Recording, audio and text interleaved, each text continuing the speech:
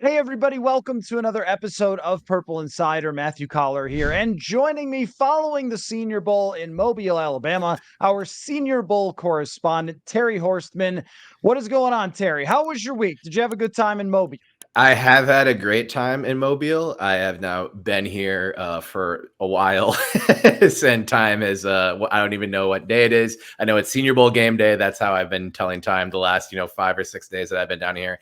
I am ready to get back to Minneapolis. I don't care what the weather is, but I have been told it's a pretty significantly warm February by normal standards up there. So I'm ready to come home. And if you watch the Senior Bowl, anyone listening to this watch the Senior Bowl knows that I think all the players who are here are also ready to go home. And a lot of them took the opportunity to leave early. And I'm sure we'll talk about all that. So great week down here. Thank you to everyone involved with putting the Senior Bowl on. I know it's a lot of moving parts. I am ready to be back in Minneapolis right now. Yeah, I played basketball outside the other day, which I don't think I've ever See, done in yeah. February before. It's So only it's like been 8 quite nice. degrees warmer in Alabama right now. So I'm not even getting a good warm weather advantage. So yeah, ready to be back. Not to spend too much time on the weather, but I'm headed out to Las Vegas for Radio Row. And I looked it up and it's like 8 degrees, 10 degrees warmer. And I'm like, okay, so Vegas in February doesn't even get me anything better. Right. But anyway, because of the way the game played out, we could spend a lot more time talking about the weather because it was maybe the ugliest Senior Bowl. So let's start in a different spot. The Yeah. the actual highlight was Thurman Thomas talking about on the broadcast how when in 1988 he won a car and drove the car home for being the Senior Bowl Oh, MVP. and that's So what you that was missed by kind of watching the game in person. I did record the broadcast, and I wasn't gonna rewatch the football game I just watched because I didn't think there'd be much reason to. But to hear Thurman talk about that in '88, I'm sure will be worth it. So I'll find that snippet of the broadcast for sure. It definitely was. But let's start with a different news item that came out actually midway through the Senior Bowl. And then we will get to all the other storylines, including how little Bo Nix played and Michael Penix not playing at all, which again, Right. talk about a lack of highlights for the day. But we'll talk about their whole week in just a moment. But as the Senior Bowl is going on, Adam Schefter reports that Mike Zimmer is talking with the Dallas Cowboys about their defensive coordinator opening. And my first thought, Terry, on this was that's perfect for them and Right. actually kind of scary for the rest of the NFC because I think Mike Zimmer, with the personnel that Dallas has, could be very, very good, could be a really good fit to go along with what they have there.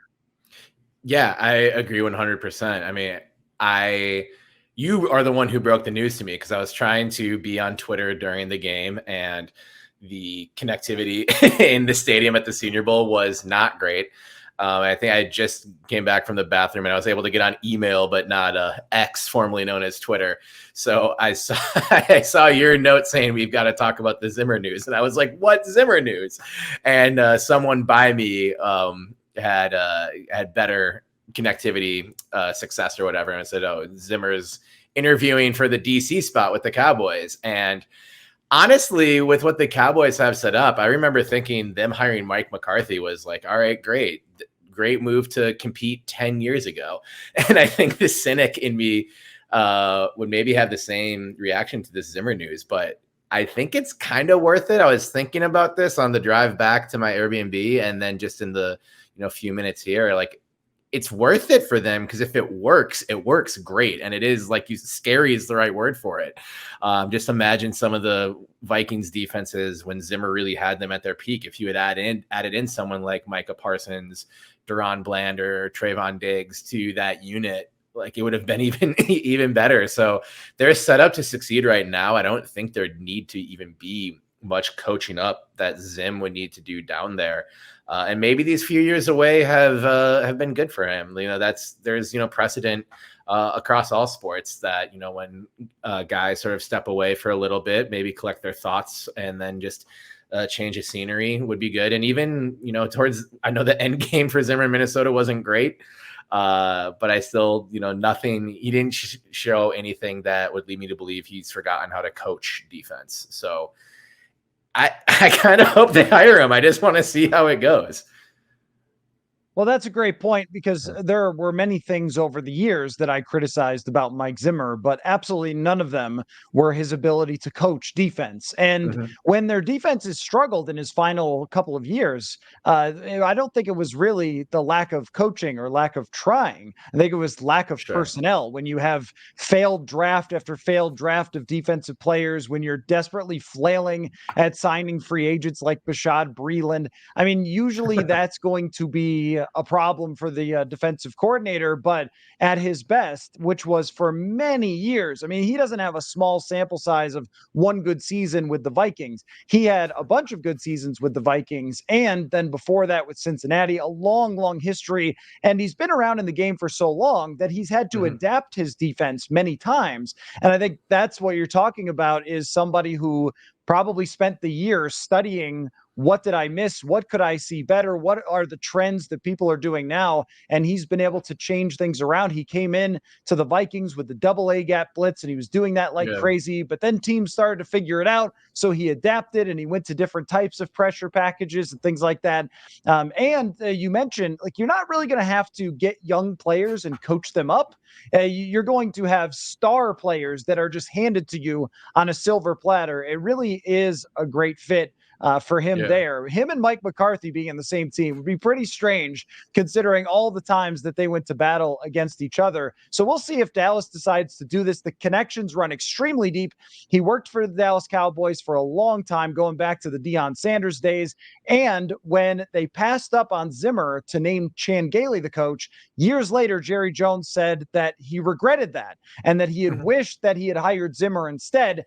And then to take this even another level, in 2019, at the end of the season, there was a rumor that the Dallas Cowboys might trade for Mike Zimmer to become their head coach if they had Oh, that's lost the right. game against the New Orleans Saints in the playoffs. Instead, they won, and the next day, Mike McCarthy was named the coach. So can I maybe all come back? All roads lead back to Dallas for Mike Zimmer, potentially not hired yet, but just an interview. But we could see Mike Zimmer on an NFL sideline again. So let's get to the Senior Bowl here. All week, I was thinking about, we don't need football. That's sad. And that upsets me. But here's what I know I'm looking forward to Michael Penix versus Bo Nix. I think they were on the same team, but still, it's They versus. were, but still, yeah. It doesn't matter. It's the Senior Bowl. Who's going to perform better? What's it going to look like when they actually get out there? And we got none of that. Michael Penix decided not to. Let's start there. Decided not to participate in the Senior Bowl. What was your takeaway from that decision? Disappointment for sure. Just as a person who is going to the game and has been down here all week, and someone who I've been very high on Penix the whole time, and Penix as a prospect, especially in the last 6 days, has really split a crowd. So I was looking forward to watching him play. I think that it could be based on decent feedback that his practices have actually been more well received by the NFL community than they have been by the media community. I was listening to it was the Athletic GM football show, and former Seahawks and Saints GM Randy Mueller was on, and he was down here. I think he left before the game, but he was down here and said that he has Penix higher than Drake May in his draft preferences. And he was at these practices where people are saying Penix is, his draft stock has continued to tank from the national championship game. So I don't think it hurts him much. I'm sure he and his agent had a long conversation about the benefits of playing versus the benefits of opting out. He was one of many players to opt out. Obviously, he's the biggest name to do it, so it gets some attention. And since his practices weren't just sort of like overarching, like this is the best quarterback we've ever seen, just launching the ball like crazy. Everyone should trade up with the Bears to get him now. Like, I think, there's going to be some discourse around it.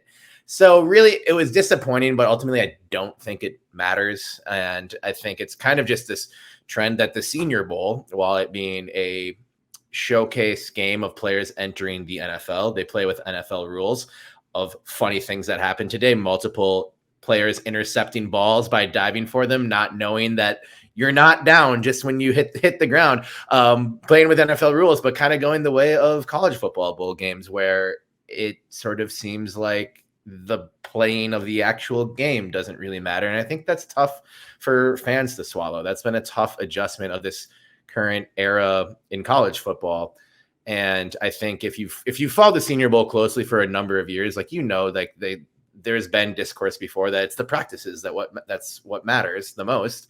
But we didn't see a ton of opt-outs, and maybe this is kind of just like the last couple of years. So disappointing. I don't think he ended up hurting his draft stock. And if you're a Penix believer like I am, or you just want to be optimistic about it, maybe it's because he got some good feedback. And then on the negative side, maybe he just was truly worried about hurting his stock anymore if not having the best week of practices got to him. So it could be either sides of the coin. We're not going to know for a long time what it actually was, but definitely disappointing for the game itself, because it would have been fun to see both him and Nix taking the field for what would have been the fourth time since they transferred to their respective schools in the Pacific Northwest. One thing we know is that the NFL has a little bit different criteria for quarterbacks than the draft analysis world. Now, why that is, I'm not entirely sure. But in recent years, we have seen the draft industry complex, or whatever you want to call it, of analysts be extremely far off from what the actual NFL was, which makes me wonder about someone like Penix, because I was watching Rick Spielman, who's down there doing some stuff for CBS. Now, don't everybody laugh at once, but Rick, I wasn't going to laugh until you said that. but the thing about Rick is, I watched him last year and the stuff that he said about Will Levis, and he was dead on. I mean, he was exactly right. He was saying, look, Will Levis didn't have a good pro day. He's all over the place. His mechanics are brutal. I don't believe his accuracy. And he ends up dropping out of the first round. And, so I wonder about like someone who has been a general manager like Rick Spielman, if he has a good eye for these things, or at least from talking to all the people that he knows in the industry, has a much better sense than, say, like whatever draft analyst who everyone knows is on television. You know what I mean? Like, right. If it's Rick, they're just talking ball. If it's TV analyst, they're talking to a TV analyst. So the opinions shared might be a little less honest. And he was really praising Michael Penix's practices. And that's what makes me wonder about seeing different things from just, was it a completed pass or whatever else? Because the analysis world came out of it saying, I don't think anybody really separated themselves here, but Rick seemed to feel like Michael Penix did. Yeah. And I think that's a great point too. And that marks, just two former GMs who have performed deep analysis on more quarterbacks than I ever will in my lifetime, or pretty much anyone who's sitting in the stands at the Senior Bowl with me. I think a lot of it is this kind of, people are down here to create content, and the draft is sort of this year-round thing now. And I'm not saying people are just inventing takes for having takes sake. But a lot of people who don't necessarily watch college football week in and week out are watching them for the first time, and it's a practice, and these things are supposed to matter. And I think that that's fair, and he didn't necessarily set the world on fire, but I also think it's important to note the most important things that happened this week, and have always been the most important things that happened this week, are the closed door meetings that we don't get to. How he performs in meetings with NFL personnel, the GMs, the head coaches. They meet with pretty much all of them. And it's a very intense process. And he, at media day, Michael Penix walked us through just an example of one of the plays that he, went to the board to go through, and like, what would be the proper read? What would be the second read? And it was almost like a person speaking Mandarin to me. By the way, a quarterback, goes through that kind of stuff. So he has been impressive, at least in his, speaking engagements here, how he reads a defense. And I think it's also important to remember that whenever you're watching people practice in any sport, you don't know what specific instruction they're receiving from coaches. And that, like, this happens in basketball a lot when it's like a player who needs to improve their 3-point shot. You can watch them in training camp and they might be missing way more than they make, but they're trying new mechanics and shooting in a brand new way. And coaches would rather have them miss 100 in practice by doing it the right way than doing it wrong and just have them make them in practice and things like that. So that's something that is also present here. And I think, GMs and scouts are much more aware of that than us on the media side of the stadium, analyzing every single throw. So yeah, I hadn't heard any of Rick's coverage yet this week. So that for the Penix believer in me, I'm happy to hear that Rick and I are on the same side. So yeah, that'll be interesting to see how it plays out and see how he throws at the combine. It's different kinds of throws there. I don't think ever have any kind of a defensive front facing them. And then another criticism that was on all the quarterbacks this week was that they're hanging onto the ball too long. And that's just something where, like, I don't know that the coach didn't say, all right, you have to go until you're into your fourth read and only make that throw for the sake of this drill. Like, we don't know that that's not the instruction that's happening in practice. So were there moments where they hung onto the ball too long and didn't sense the pressure? Yeah, but also that's what practice is for. Right. And you would also look for tools. Like, if somebody does not have pristine footwork, they have a quarterback coach, they have an assistant quarterback coach. The guy will also probably have his own throwing coach. I mean, they're going to work on the mechanical stuff, but what you can't work on is that Michael Penix has 10.5-inch hands and throws the football 700 miles an hour into tight windows and completes touch passes 45 yards down the field. Like, he is the best thrower of the football, I think, out of the whole lot. I mean, even maybe Drake May probably has a conversation for that. But as far as the velo, the ability to fit it into tight windows, I think Penix is all the way at the top, which may be what Randy Mueller is talking about when he's saying like that he likes him so much. Now, Bo Nix came into the game, and so I was like, all right, at least we'll see a little Bo Nix. We got something here. And he threw, I think, 5 passes for like 20 yards, and most of them were screens. I thought, did a good job on his touchdown pass. This is really stretching, but like, he rolled out, his first read wasn't open, his second read wasn't open, kind of had to come back to the backside, if you will, of the play a little bit and completed a touchdown pass for 5 yards to a wide open tight end. Mm-hmm. And that's all I've got. He kind of threw it behind another guy who was coming across the field. Again, there was almost no passes, not a whole lot to really work with when it came to Bo Nix. But if anything, he came away, at least from everything that I've read, as kind of the loser of this week, that when you go in and have the buzz from Dane Brugler that you could be propelled up to the top 10 with a great week, and then your practices are just okay. Daniel Jeremiah said he thought he got better as the week went on. So you saw the accumulation of all the practices, and I'd love to hear what you think. But it doesn't appear that if his draft stock was at one spot, everyone saw him up close and went, oh my gosh, clear the deck. He is going in the top 5 or something like that. Just doesn't seem like there was a big change. Well, starting with his touchdown, and I texted this to some Gopher fans I know, the touchdown was to tight end Brevin Spanford, the great Gopher tight end. So I was like, is that just random, or is Bo already currying favor with football fans in the state of Minnesota? Who knows? I don't actually believe that. Just, floating fun conspiracies here, because it's been a long week, as I said. I thought he did look pretty good today. It was 4 of 5 for 21 yards and 1 touchdown. And the one incompletion was his first throw of the game was a flea flicker intended for UNC's Tez Walker, which was a downfield throw of more than 40 yards. And I honestly thought Walker probably should have caught it. It would have been a tough catch, but the coverage was good too. But it was a good throw for the people who are all pretty much overreacting to one bounce pass thrown to Roman Wilson on, I think, day 2 of practice. It showed, Bo Nix can throw the ball more than 40 yards. I think that one probably had about 50, 55 in the air or something like that. So I think he was fine. He did what he needed to do today. And I think just a fun hypothetical is how different would the discourse be if there hadn't been Dane Brugler putting him in the top 10 right before the week started. And Dane's just doing his job, and he does it arguably better than anyone in the NFL draft community. But I think that hype coming out, on, I think it was Senior Bowl Sunday or Senior Bowl Monday or whenever it was, and then just a regular couple of practices, people I think want a little bit more to chew on. So that might just be a product of just the reality that we were in with.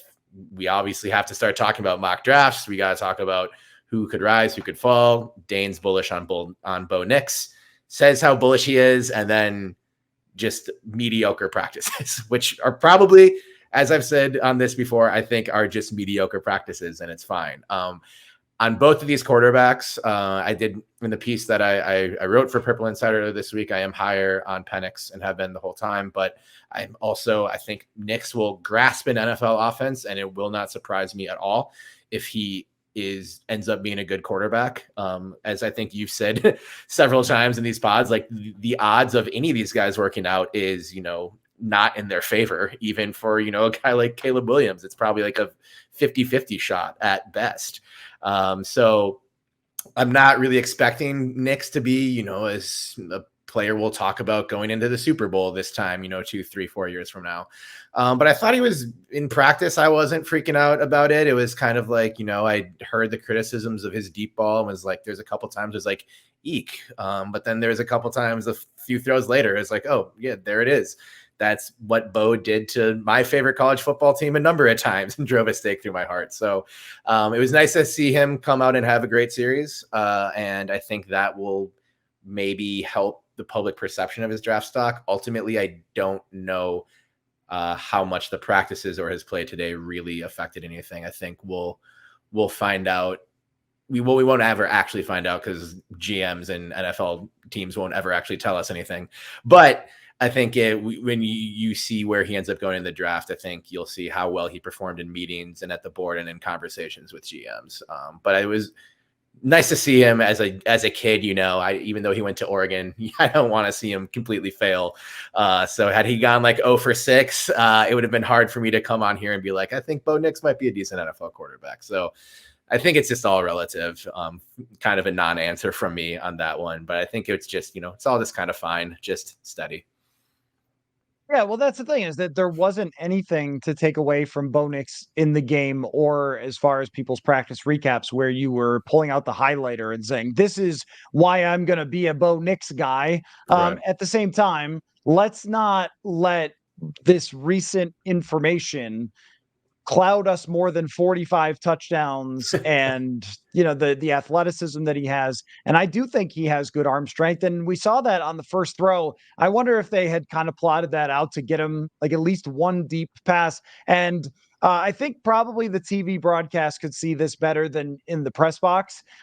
Tez Walker should have caught that. I mean, it was right there. It was a great pass deep downfield. But the thing is, with quarterbacks in the NFL, so much of it, if you look at the average depth of target of even Patrick Mahomes or Brock Purdy, so much of it is just how much can you operate at the line of scrimmage. And a lot of it, and I know with this offense in particular with the Vikings, they do like to push the ball downfield. So that is a factor for sure. But a lot of offenses are shorter average depth of target. They are getting wide receivers wide open. It's, can you handle all the complex stuff that is required to get them open, which means checks at the line of scrimmage, reading defenses, hanging in the pocket and hanging tough, and getting enough mustard on the football to get it there. But we really saw this with Nick Mullins, and I don't like to keep going back to it, but I kind of have to.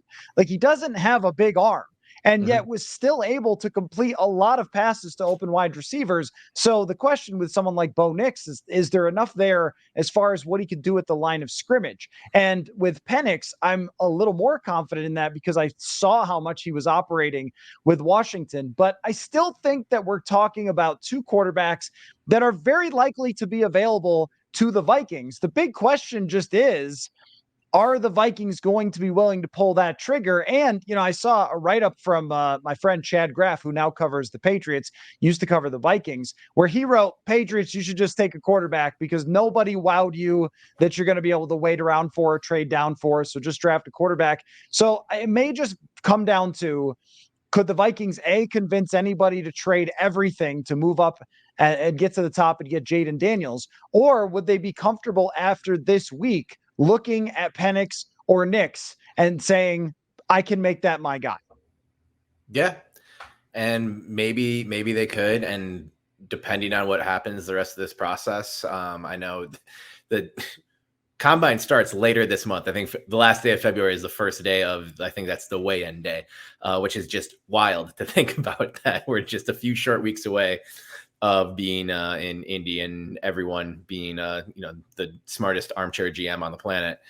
So it will be interesting to see what they do. And if if both Nix and Penix are on the board, if they feel comfortable, maybe like trading back. I think Ben Lieber had the take that he's confident that the Vikings will draft someone else at 11 and then try and trade back into the first round, which is, we touched on briefly when we spoke earlier in the week, which would be exciting. I'd want to see what that price tag is and what pick it would be. And of course, then you do run the risk of anyone else jumping in ahead of you. If you do really like one of these guys, then it's best to just take them. But if you think you can, maybe get one of the best edge rushers in the draft and then also get this quarterback, that would make a lot of Vikings fans pretty happy. And as we discussed last time, that there's probably no way that Kwesi doesn't piss off at least half the fan base with just how many needs there are. Doing something like that might actually please everybody, and it'd be a tough needle to thread, but I'll be fascinated to see if he can do it. Well, that's the thing, is that once you get by where the Vikings are, most of the quarterbacks or quarterback needy teams are at the top of the draft. Mm-hmm. And so whoever does not get picked, if it's not the Vikings, and there's conversation about Denver, I suppose they could do it, or maybe even New Orleans, but I don't get that one. They're all in on Derek Carr. And then there's a report that they're going to restructure his contract because they have to, because the salary cap is real, Saints fans. Nice for you to join the rest of us and find that out, but it's extremely real. And they're dealing with that. I don't know if they're thinking about 2-3 years from now with the quarterback position. And then you go through and you go, well, there's everybody else. And who's going to put their eggs in that basket? Very plausible that if this week dropped the stock a little bit of either one of these quarterbacks, it could play in the Vikings' favor if that's what they wanted to do, or even just trade back down from 11 to get more draft capital, as long as they come away with their quarterback. And this comes along with the caveat that they have to have moved on from Kirk Cousins first, which we still don't know if they're doing. Now, there's one more quarterback I want to ask you about, and then I had some observations about the rest of the guys who were playing today. And you could tell me about some others who you saw practice through the week, since, as you mentioned, a lot of them went home. But Spencer Rattler looked great. I mean, he came out and right down the field, nice fade ball into the end zone. He was another guy that Rick Spielman mentioned as somebody that he had really liked in the practices. And I know how weird it is to have me quoting Rick Spielman on quarterbacks, but I mean, he does have more experience evaluating them than most people. But Spencer Rattler came in with some buzz, then didn't stand out right away, and then comes out and was easily the best quarterback on the field today. So what do we think of his week? Yeah, he had a good week overall, and he had I spoke with you after day one of practice, which was pretty up and down for him. And then he had a good second practice and an even better third practice, I thought. And yeah, he was really the only one today who I think completed like a real pass that was down the field. And if I'm forgetting someone, let me know. But yeah, that was a beautiful fade route into who was it was the Georgia receiver guy. It was Marcus Rosemy-Jacksaint, who I observed had a pretty tough day too in practice. So nice to see that kid make a nice play as well. That was a beautiful fade route. I thought the corner Willie Drew had decent coverage on it too. And yeah, Rattler looked poised, and that 4-for-4, 65 yards and a touchdown was enough to get him Senior Bowl MVP, which can mean anything when quarterbacks go on. Justin Herbert won that award. So did Kellen Mond. That was on. I was thinking about that this whole week. Kellen Mond won Senior Bowl MVP, and Vikings fans are not going to want to hear that. So it could just be anything. It really means nothing at the end of the day, but he did put some great tape out there and got a giant trophy filled with Reese's peanut butter cups to take home. And I think it mirrors what we saw from him in practice. He was getting better these last few days, and I don't know what kind of stock he played his game into. As you go through the first round, the quarterback needy teams all kind of get their guy, and then the rest have to sit. And you've talked about it in your pod over and over again. We talked about it earlier this week that once you get into those mid rounds, it's great to take a flyer on a guy, but it hardly ever works out. And the odds just really plummet after the top of the draft. So you kind of need to be in a unique position to feel like you're investing a third round, fourth round pick on a quarterback and having it be well used, like a good use of draft capital. And it'll be fascinating to see who that is. And it'll be fascinating to see what Rattler does at the combine and how his stock moves from there. If he can continue to go sky high, because at one point he was viewed as the best quarterback prospect in the country. So it's not that crazy to assume that he could be moving up and maybe even challenging someone like JJ McCarthy for the top spot and maybe that next tier. I don't know. I almost just said day one. I don't want to speak my way into those kind of draft shenanigans, but who knows? And so, yeah, he definitely, I think, made at least a little bit of money today with what he showed. I wanted one more series out of him. When after his last one, I was like waiting to see one more Rattler, and I saw Joe Milton come out. And I had a great conversation with Joe Milton after day one. I love Joe Milton. I don't know if he's going to work out as an NFL quarterback though, but I am cheering for him. And then he threw 2 interceptions. So I did want to see one more series of Rattler. Disappointed we didn't get it, but happy for the kid to have a great performance today and improve every day in practice as well. If they ever come up with a longest drive competition for throwing a football, Joe Milton will be great. Yeah. And otherwise, he might want to consider switching to tight end.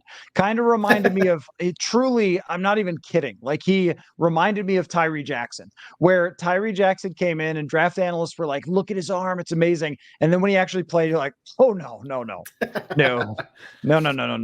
That's not going to work. There's nothing that works there. He tried to throw a check down and bounced it to the sideline like 11 yards away from the receiver. Just the interceptions were terrible. Everything about every other quarterback was unwatchable, and those guys are undraftable. Wouldn't even bother bringing him in as undrafted free agents. I mean that. Like, Sam Hartman, Hallmark Channel actor, handsome guy, great head of hair. I'm jealous of Sam Hartman's hair. You could definitely see him like around Christmas time, where he is a guy who owns a Christmas tree farm, and some girl who's a lawyer in the big city comes back home and she discovers that she actually loves the small town life and falls in love with Sam Hartman. Like, that's where he belongs, because that quarterback play is totally not anywhere close to the NFL. But Rattler does intrigue me as maybe a second round type. If you go through the history of second rounders, hold your nose, because there are really not many outside of Jalen Hurts, Derek Carr, Jimmy Garoppolo.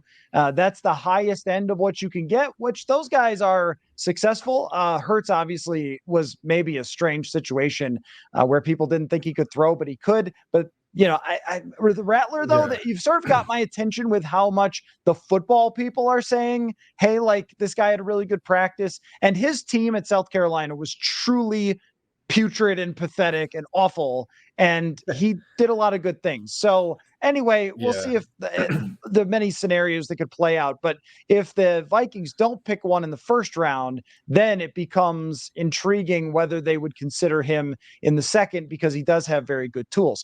Now, as far as the rest of the game went, where were the defensive linemen? So one guy was great. The guy who switched teams, his name is Fisk. You could tell me more about that. He was great. He just killed everybody. He was mad that he got traded to the other team. But this week, my understanding is there were a lot of really good defensive lineman talents, just not all of them played in the game. Yeah, that's true. And I had to do a double take when I saw him at the stadium before the game started, because I was like, wait, Fisk is on the American team. And then he went on to have a great game for the national team. And yeah, there is some guys who didn't play. I thought Ohio State's Michael Hall had a really nice set of practices. And then, Marshawn Nealon's another guy we've talked about who's kind of up and down in the game itself. So I don't know if it's just everyone opted out or just kind of forgot how to play, but there was room for the running backs. Then in like the set of interior defensive linemen looked a lot better once it got to actual goal line. Like, there was some nice stops, swarms of tackles made close to the end zone.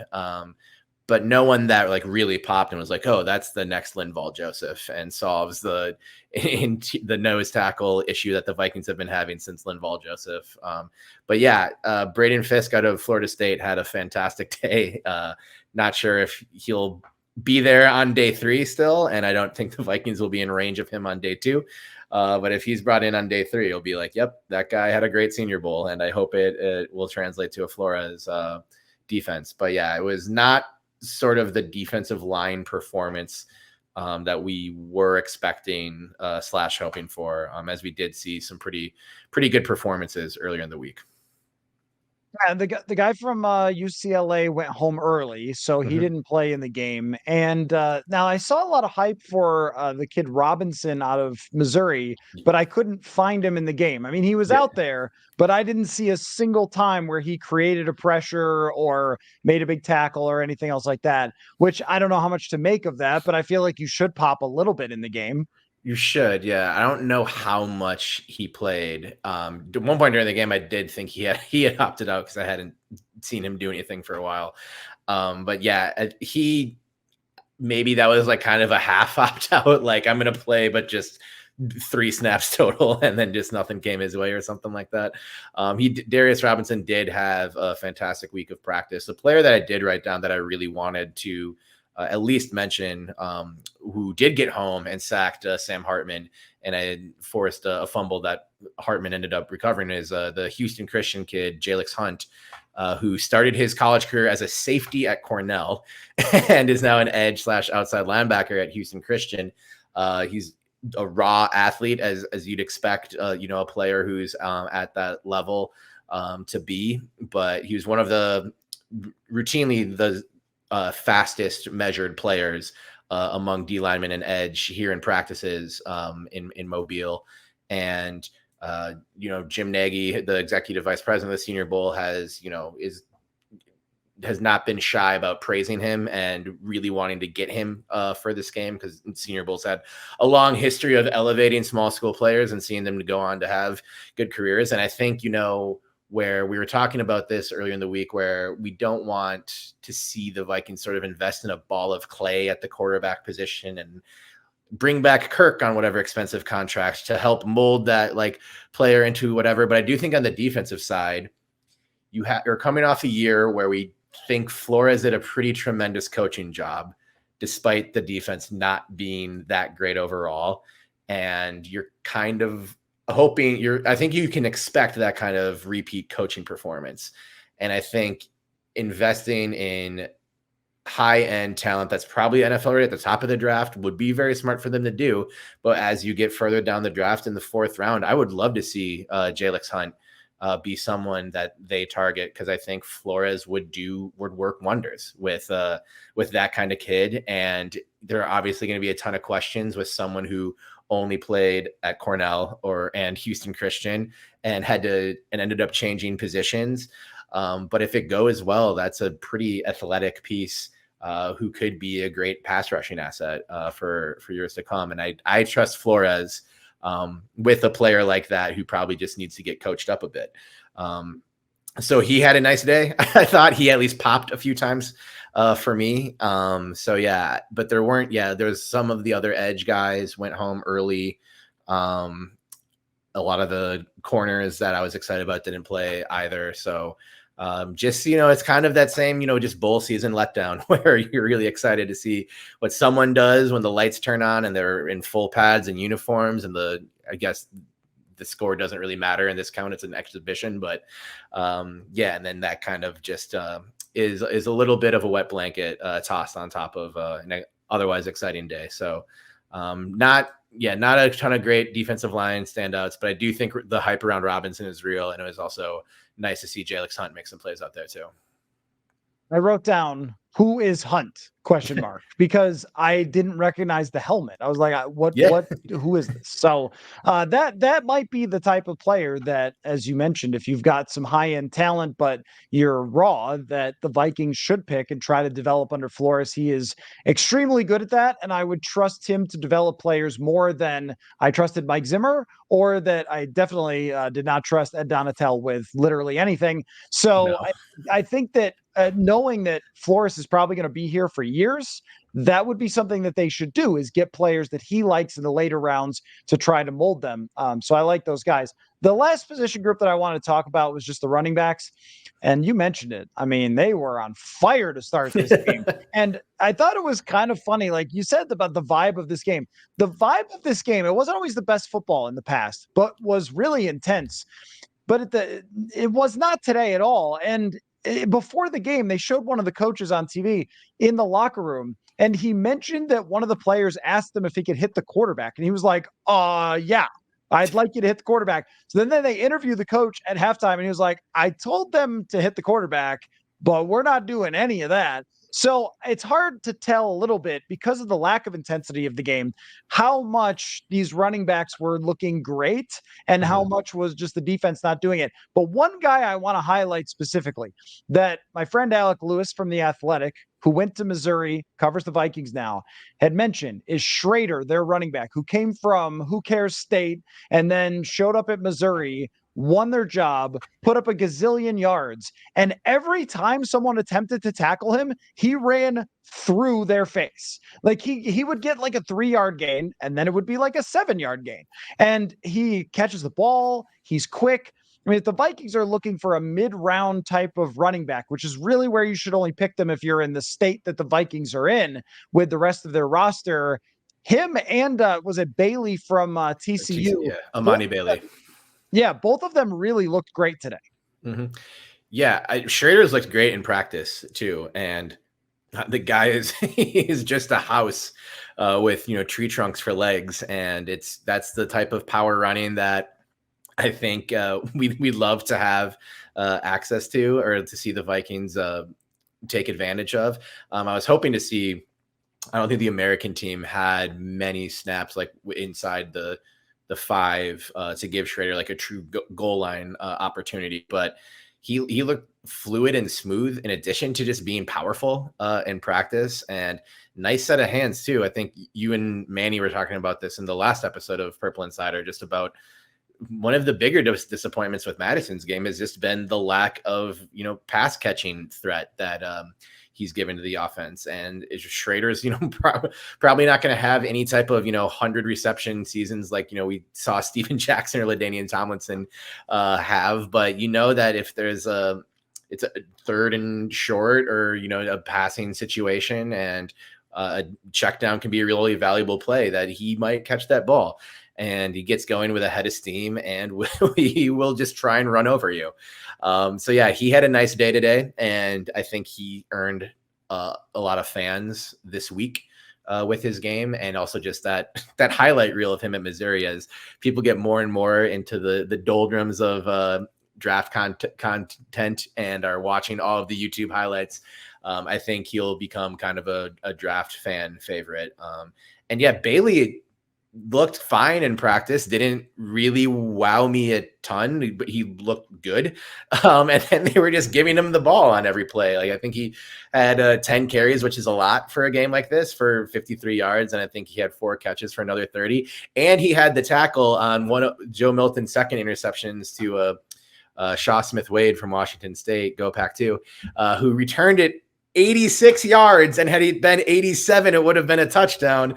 And Monty Bailey came from all the way across the other side of the field to make the touchdown saving tackle, and they were not able to punch it in after that. So that's something that we're always looking for when you see a prospect that's like nearly there, but you just maybe need a cherry on top to fall in love with the kid.